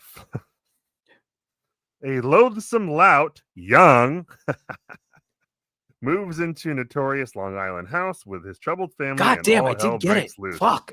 Sure enough, he's there. Alternately dull and disgusting. Oh, fuck off. Rated R. Bomb. Yep. That's a win, Brian. That's a win, dude. Young, you got Burt Young, and you got Bomb. That's pretty good. That's the best I've gotten in a while. That's pretty darn good. Wow. No, I'm proud of that one. I feel really good about that one. You should. I was like, I don't think he mentions Young, and then I read it. Oh shit, he does. Not in the way it wasn't in the way I was thinking, but yeah, but he makes it like Young is the main character when he's not. No, but like Leonard, man, I got you. I'm gonna get Leonard on board with this one. He gives the first one 1.5. He gives the second one bomb. What does he give Amityville 3D? Amityville 3 sucks. That has to also be a bomb. 2.5 stars. Shut the fuck up. Also, I said it sucks. I've had fun with it. I've only seen it really for those of you keeping score at home. That is better than The Thing. Wow. According to Leonard Maltin. Okay, let's hear what he says. Maybe I need to reevaluate 3. Thoroughly familiar retreat of Spirit in the House formula with Roberts as a doubting Thomas who buys the dreaded Amityville house seen in 2 otherwise unrelated films. Competence at every level keeps this from being trash. Excellent 3D effects too. Wow, I watched At the Movies I watched the at the movie segment for 3 while I was prepping the show, and they hated it. They hated it. Leonard gave it a flat at 2.5 stars. That's a good Leonard review. For a horror movie, that is almost a ringing endorsement. Wow. Wow. What do you think he gave the remake? Oh, you know what? Don't. We might do the remake someday. No, we might do the remake. I won't remember, but yeah, the remake's not good. I remember being mad. I worked at a movie theater when the remake came out, and I remember being mad about it. Like, they're ruining a classic. They're ruining a classic. Butchered it. They butchered it. And like, it's I wouldn't say I think the first one's a good movie. I have affection for it that I can't quite get rid of. It's not good, but it is a classic. And I would say it's got good scenes. I think there are scenes in it that are good. Yeah. And I think I'm just looking at those. And I don't know. Also, my mom, it's, fuck. We were going to talk about this. I saw it when I was a kid.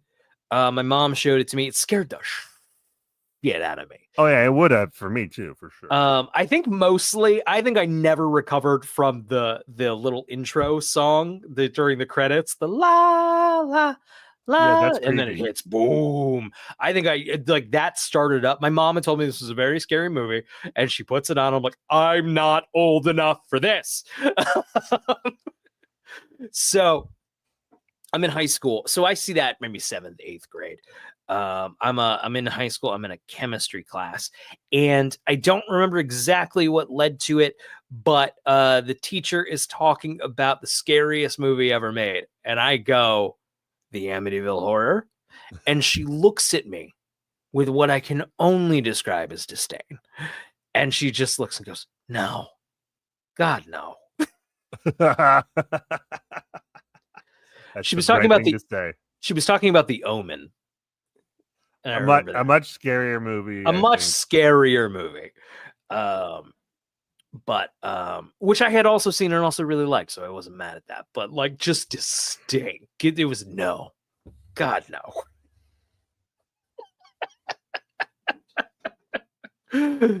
I guess it's time to go to the big movie canon, huh?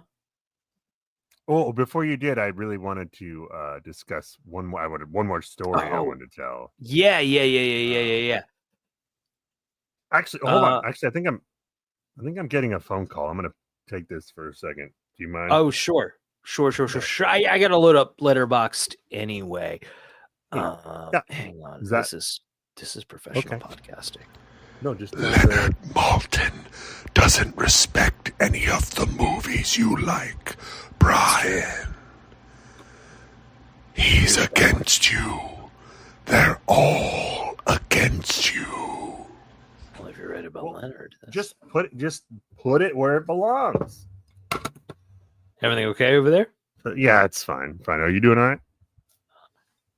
I'm doing great. I think I'm seeing some things. Let's get to the big movie canon. No, I'm seeing something. I'm not. Sorry. Yeah, it's the screen, the computer, the digital world. Kind of weird. You're kind of acting weird tonight. I am acting normal. You're acting weird. How about that? How's that fucking feel? Does that feel good? Did that feel good? Did you like when I did that? No? How about you fucking think about other people for once? Fucking asshole. Oh. I think the review for this one should say #release the incest cut. Let's go for it. Let's be the release the incest cut, people. Let's have that be our fucking thing. I know. So I saw your personal letterbox, and you gave this 3.5 stars. I was 4 until that switch. It doesn't quite. The movie's got issues. It just undeniably it has pacing and script issues. It's not as cohesive as it should have been, and it should have just been the fucking haunted house or worked that Exorcist knockoff in much better. 3.5 feels really good to me. I'm either 3.5 or 4. I feel good about. I think 3 is too low. It doesn't give the movie enough credit because Right. It is that extra little bit of oomph. 4 is a little more of a ringing endorsement than I like. I do think it needs to be couched a little bit. It's got problems that I see and acknowledge. But that 3.5. I do think that Heart though, I think really liked Heart. it. I really liked it. I may get it on Blu-ray. I really, really, really enjoyed it. All right, that brings us to our list. We are adding it officially to the big movie Canon Devil Possession. Oh yeah, baby. Number 1. Number 1 with a fucking bullet. May get some competition next week. I didn't realize we were accidentally also doing a possession marathon this time. That was except for the funny last one is the only outlier, but the next one will be also a possession movie. It was hot at the time, man. Love these ads on Letterboxd. You seen Springsteen Deliver Me From Nowhere? I'm not. Probably not. Probably not. I haven't seen any of these fucking biopics. Music biopics, I automatically assume are bad until someone tells me otherwise. So I did watch and enjoy the Bob Dylan one on Blu-ray, but that's a real movie. That's a real movie. Like, yeah. Yeah, you can do it. Be a real movie.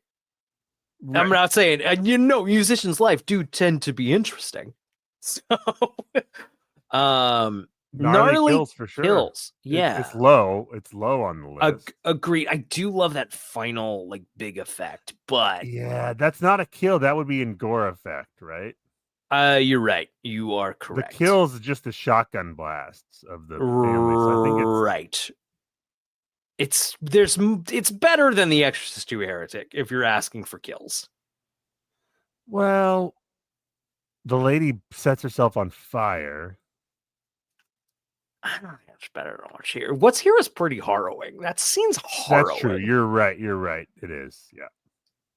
I feel strongly about that. I thought it was going to be a dream for a second because when he was, I saw it for the first time too long ago, so I can't say. Because they're not in their beds, and I knew that's how it was in the first one. Yeah. And then it does like the priest wakes up and it's like, oh, I was like, okay, so he saw the future. No, it just happened. And that's I remembered enough of how it goes, so I can't say. But yeah, that's interesting. Yeah, I feel strongly it's above Amityville and well below Return of the Living Dead. Yes. Yep. There's a big gulf there. Yeah. The list portion of the show is just going to keep getting longer and longer. It's going to get. It might have to. We might have to truncate the rest of the show to fit.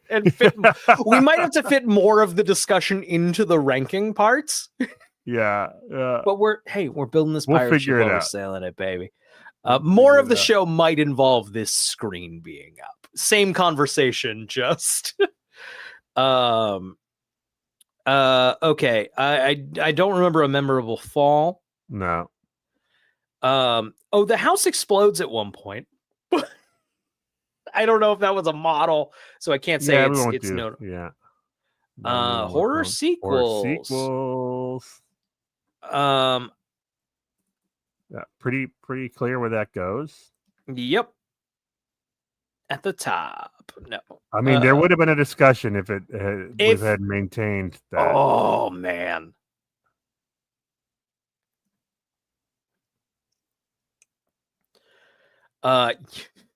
Yeah, baby. This is pretty high up. I don't know if this is in the spirit of Yikes. Yikes is more political correctness. Right. But there is the Yikes. It's still a little Yikes. There is the Yikes of this is a movie based on a murder that happened a couple years earlier, and it turns it into a schlock. Couple years earlier. Movie. Wow. What a good point. Yeah, I think this one. Yeah. Yep.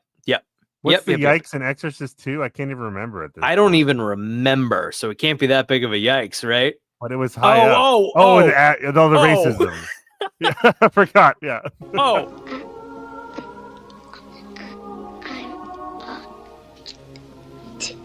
Just Yeah, I forgot. We've just How watched could it I 3 forget? times tonight. Gore effects. Oh, it's pretty good, man. It's pretty good. It's pretty good. we But it's put it- still it's a couple of scenes that pop off. Right. I don't know if we can in good conscience put it above Dawn of the Dead. I don't think we can. No. I think we could put it above Sleepaway Camp, though. I think we could. I don't feel strongly about it. That final. Oh, that effect final bit's is- fucking sick. Yeah. This movie has so much more money than Sleepaway Camp did. Yeah, exactly. Okay. Horror movies. Yeah.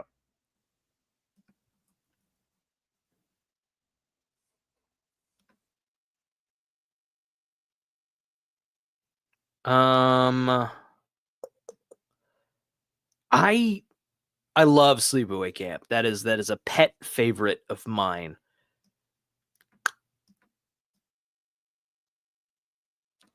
I don't know if we can put a 3.5-star movie below a 2.5-star movie when it's terms of quality. Yeah. Ultimately, I do think back to front, it's a better made movie. Sleepaway Camp's got moxie, but Yeah, Amityville 2's got more craft to it. yes. Not to disparage the moxie of Sleepaway Camp.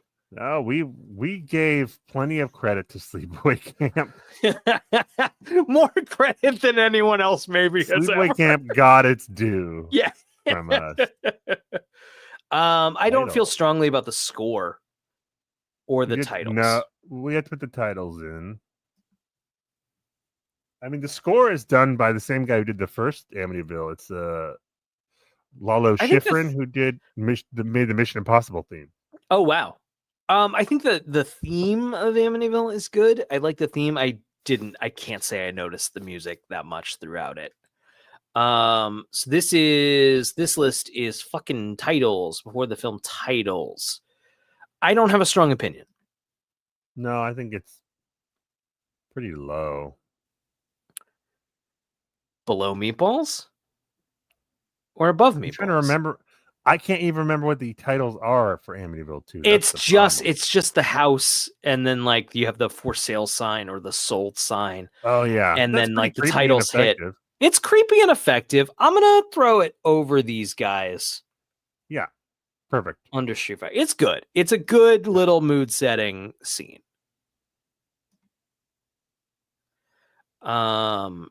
Score, I don't feel the need to rank. Over 50 leads, I would say no. We established Burt Young not the lead of the film. Right. I was going to say the priest takes over as lead, but I don't feel good about it. Nudity, there's nudity in this film. I'm going to rank it pretty low, Brian. I'm going to say this is a low bar for me. Let's just leave that one there. Nudity. We're not saying the person is unattractive. She's very attractive. This is not the kind of nudity I want in my movie. Is what I'm saying. It wasn't sexy. It was just yucky. Yes. Just yucky. It was effectively yucky. I'm happy with this right where it is. Yeah. And I don't want to discuss it anymore.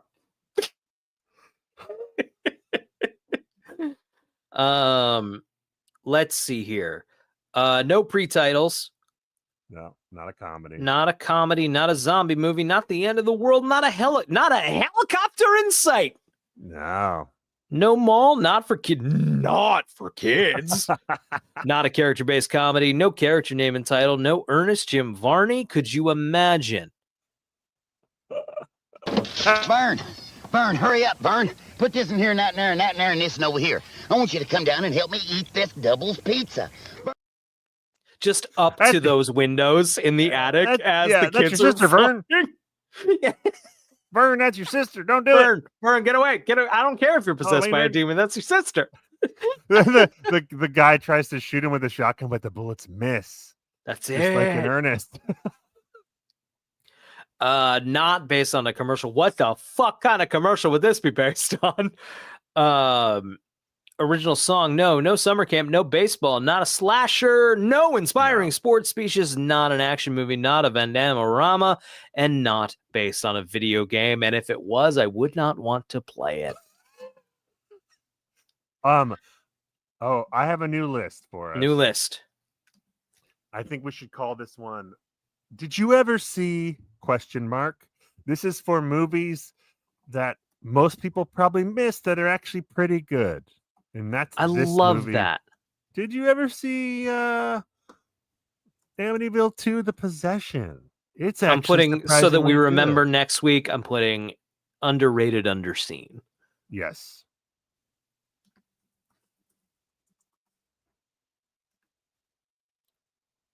Anything else we want to add to this list so far? Meatballs kind of goes under the radar, which will probably go under this. Sleepaway Camp could be in there. Sleepaway Camp could be, but like, it's got cold. I feel like everyone who wants to have seen Sleepaway Camp has seen Sleepaway Camp. I think this list should be ringing endorsements. Ringing endorsements. I agree. So I don't think anything quite makes the cut yet. I mean, maybe Return of the Living Dead, but that's popular enough. Hey, that was a popular movie when it came out. Yeah. And Sleepaway Camp is like, do you like shitty horror? It's a great shitty movie, you know? This is a good movie. Yeah. Let's see. I think we probably should do like just 80s movies in general, as a list, but incest, I'm creating stop it. I hate it.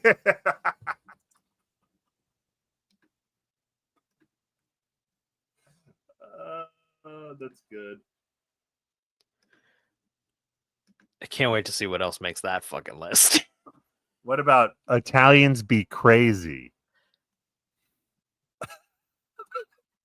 I say that as an Italian. We can put that. Super Mario Gabagoo. Gabagoo spaghetti.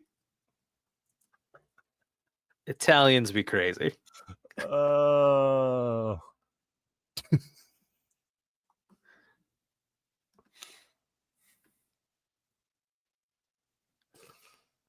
good to have the. We'll get into Italian horror at some point for sure. That's Italian a anything could be on rich there. text.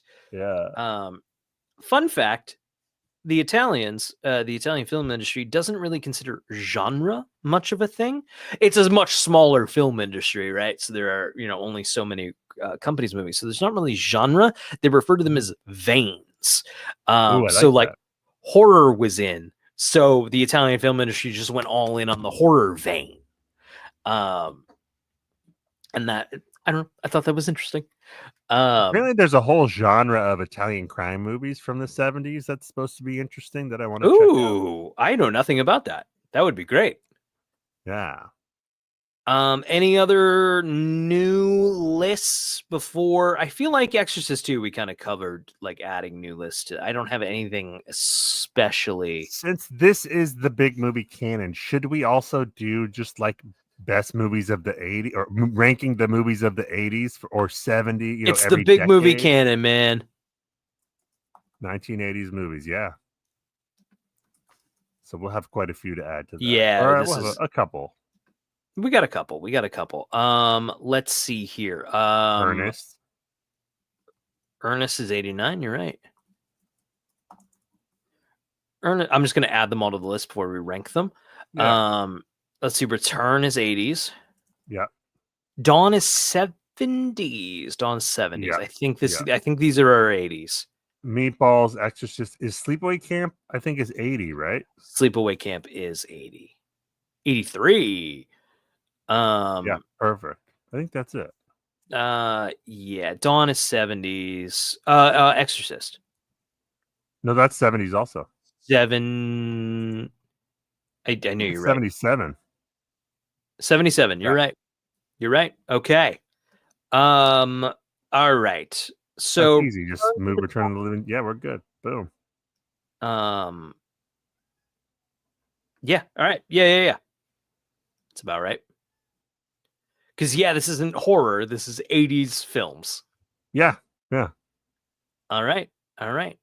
Okay. I think it is time now to rank the films. Oh shit. Yeah. The ranking of the movies. This will be such a more interesting discussion when we get like 30 movies in. Right now we're only a few, so it's obvious where it goes. But it'll be interesting. Right. It'll get more interesting when we have more 3.5 stars, and it has exactly to be ranked that's among the 3.5 stars. Yep, there Brian, it goes in between.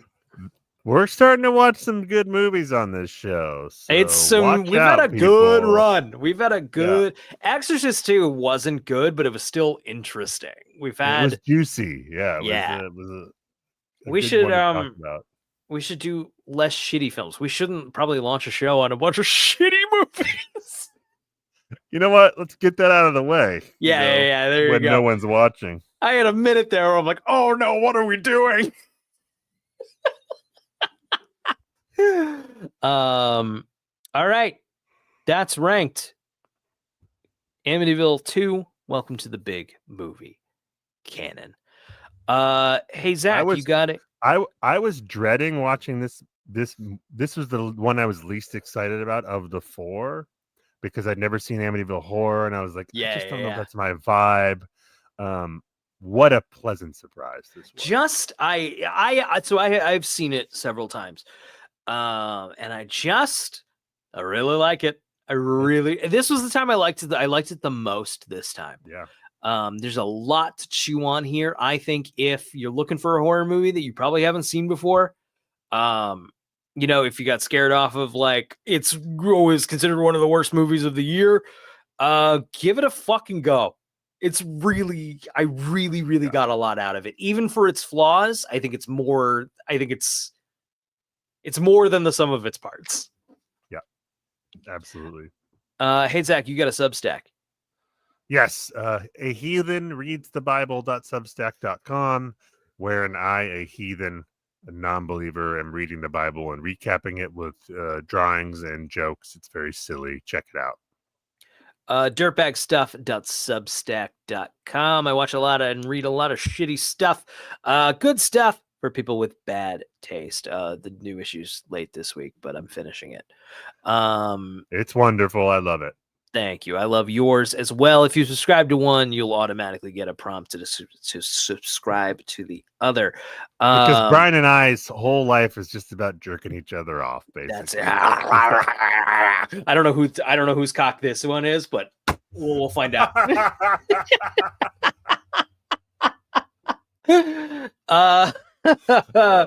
MovieBot, get us out of here. Oh.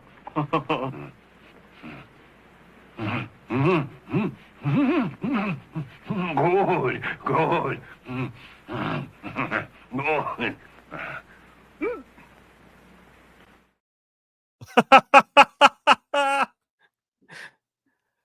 All right, and the stream is off. That was fun, man. Yeah, that was a good one. I'll see you later, Brian. All right, yeah, I'll text you later. Okay, later, man. Okay, just gotta do all the fucking things. Brian, this possession storyline won't have any resolution this week because you couldn't come up with anything organic. Better luck next week.